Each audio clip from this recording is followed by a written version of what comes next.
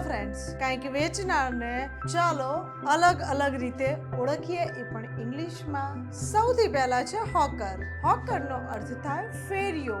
જે ફળીએ ફળીએ જઈને કંઈક વસ્તુઓ વેચે એને આપણે ફેરિયો કહીએ છીએ ને એને ઇંગ્લિશમાં કહેવાય છે હોકર. ત્યારબાદ છે પેડલર. જે પોતાનો સામાન વેચવા માટે ઘણી બધી મુસાફરી કરે એને પેડલર કહેવાય છે. આજકાલ ગેરકાયદેસર માદક દ્રવ્યો પણ વેચાય છે, એ વેચનારને પણ પેડલર કહેવાય છે. નેક્સ્ટ છે મોંગર, જેનો અર્થ થાય છે સોદાગર, એટલે કે લેનાર અને વેચનાર લઈને રાખીને વેચી મારે એને કહેવાય સોદાગર, એટલે કે મોંગર. ત્યારબાદ છે ચેપમેન. ચેપમેન એટલે ફેરીવાળો.